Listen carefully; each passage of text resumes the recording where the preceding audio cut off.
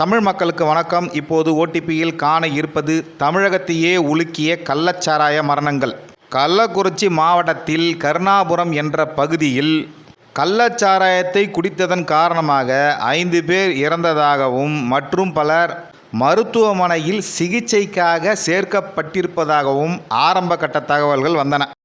அந்த சாவு எண்ணிக்கை படிப்படியாக 10, 15, 20 அப்படி இப்படின்னு போய் இப்போ ஏறக்குறைய 40 நெருங்கி கடந்தும் சென்றுவிடும் போலிருக்கிறது.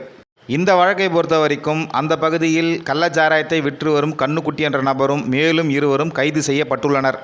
அந்த மாவட்ட கலெக்டரை இடமாற்றம் செய்து எஸ்பியை சஸ்பெண்டும் பண்ணிட்டாங்க. இது சம்பந்தமாக பல்வேறு தலைவர்களும் தங்களுடைய கருத்துக்களை தெரிவித்து வருகிறார்கள். திமுக கூட்டணி கட்சி தலைவர்களை பொறுத்த வரைக்கும் கள்ளச்சாராயத்தை ஒழிக்கணும், காரணமாக இருப்பவர்கள் மீது கடுமையான நடவடிக்கை எடுக்கணும் அப்படின்னு ஈயம் பூசினா மாதிரியும் இருக்கணும், பூசாத மாதிரியும் இருக்கணும் என்கின்ற வகையிலே திமுகவை நேரடியாக குற்றம் சாட்டாமல் தோழமை தோசையை சுட்டு வருகிறார்கள்.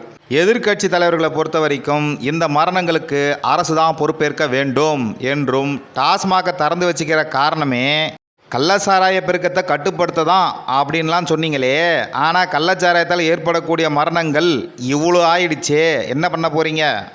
கடுமையான நடவடிக்கைகளை எடுக்க வேண்டும். முதல்வர் ஸ்டாலின் அவர்கள் தான் இதற்கு பொறுப்பேற்க வேண்டும். எடப்பாடி பழனிசாமி போன்ற தலைவர்களின் கருத்தும் மற்றும் பல தலைவர்களின் கருத்தும் ஏறக்குறைய இந்த டோனில் தான் இருக்குது. தெருவுக்கு தெரு அரசாங்கம் ஏகப்பட்ட டாஸ்மாக்குகளை திறந்து வச்சுருந்தாலும் மக்கள் ஏன் கள்ளச்சாராயத்தை குடித்து செத்து போகிறாங்க? ஆல்கஹாலை பொறுத்த வரைக்கும் எத்தனால் மெத்தனால் 2 இருக்குது. எத்தனாலை தான் குடிக்கணும், மெத்தனாலை குடிக்கக்கூடாது. சம்டைம்ஸ் கள்ளச்சாராயத்தில் மெத்தனாலை குடிச்சிடுறாங்க. ஒரு பக்கம் தமிழக அரசு கோதுமை பீர், வீரன் சாராயம் என்ற புதிய மது வகைகளை அறிமுகப்படுத்தி கொண்டே வந்தாலும், இன்னொரு பக்கம் டாஸ்மாகில் விற்கக்கூடிய மது வகைகளின் விலை உயர்ந்து கொண்டே வருகிறது. போதாத குறைக்கு குவார்ட்டர் பாட்டிலுக்கு மேலே 10 ரூபா கொடுக்கக்கூடிய அவல நிலைமையும் இருக்குது. டாஸ்மாக்கு வரக்கூடிய மக்களும் வாடிக்கையாளர்கள் தான். அதில் சில குடிமகங்கள் பொங்கி எழுந்து ஏன் இப்படி 10 ரூபா வாங்குறீங்க நியாயத்தை கேட்டாலும் உடனடியாக காவல்துறை விரைந்து வந்து அப்படி கேட்டவர் கன்னத்தில் 2 அறையை விட்டு போடா அப்படி என்று துரத்தி விடுகிறது. இந்த மாதிரி டாஸ்மாகில் குவார்ட்டருக்கு 10 ரூபா எக்ஸ்ட்ரா வாங்குகின்ற விஷயம் உலகத்துக்கே தெரியும். அதனால தான் செந்தில் பாலாஜியே 10 ரூபா பாலாஜி என்று மக்கள் அன்போடு அழைத்தனர். இருந்தாலும் முதல்வர் ஸ்டாலின் அவர்களிடம் இது பற்றி கேள்வி கேட்டால் அதெல்லாம் வதந்தி, பொய் என்று மறுத்துதான் வருகிறார். சரி, இளைய தளபதி விஜய் அவர்கள் தமிழக வெற்றி கழகத்தின் தலைவர்.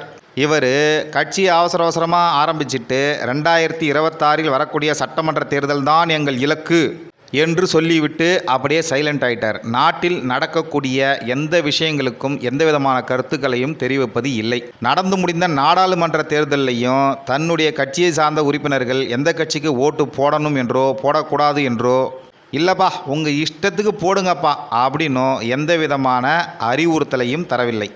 தமிழக வெற்றி கழகம் சார்பாக எக்ஸ் தளத்தில் தொடர்ச்சியாக வாழ்த்துச் செய்திகள் மட்டும் வந்து கொண்டே இருக்கின்றன.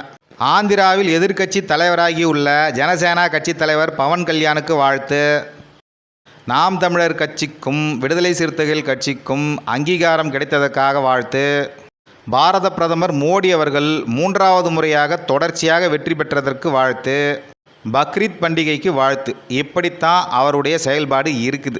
ஒரு பக்கம் கழகம்னு பேர் வச்சு பெரியாரை படிங்கன்னு சொல்லி திராவிடத்துக்கு இணக்கமாகவும், இன்னொரு பக்கம் தமிழக வெற்றி கழகம்னு பேரை வச்சு தமிழ் தேசியத்துக்கு இணக்கமாகவும், நெத்தியில் குங்குமம் வச்சது மூலமாக இந்துக்களுக்கு இணக்கமாகவும், இந்திய சட்டத்துக்கு உட்பட்டு என்ற வரிகள் கட்சி ஆரம்பிக்கும் போது லெட்டர் பேடில் வந்த காரணமாக தேசிய சிந்தனைக்கு இணக்கமாகவும் என்று அனைவருக்கும் இணக்கமாகவும் தான் கட்சி நடத்துகிறார்.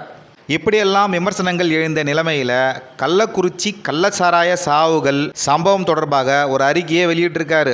அதில் ஆளுங்கட்சியோட மெத்தன போக்கு தான் இந்த மரணங்களுக்கு காரணம். போன வருஷம்தான் இதே மாதிரி நிறைய பேர் செத்தாங்க, அடுத்து இப்பையும் செத்து போயிருக்கிறாங்க. அரசு கடுமையான நடவடிக்கைகளை சம்பந்தப்பட்டவர்கள் மீது எடுக்க வேண்டும். நேரடியாகவே திமுகவை தாக்கி அதை எதிர்பக்கத்தில் வைக்கிறார்.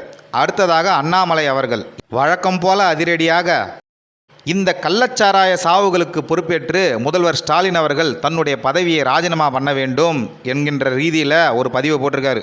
மேலும் இறந்தவர்கள் குடும்பத்திற்கு தலா 1 லட்சம் ரூபாய் பாரதிய ஜனதா கட்சியின் சார்பில் வழங்கப்படும் என்றும் அறிவித்துள்ளார். இபிஎஸ் அவர்களும் மாதம் 5000 ரூபாய் வழங்கப்படும் என்றும் அறிவித்துள்ளார்.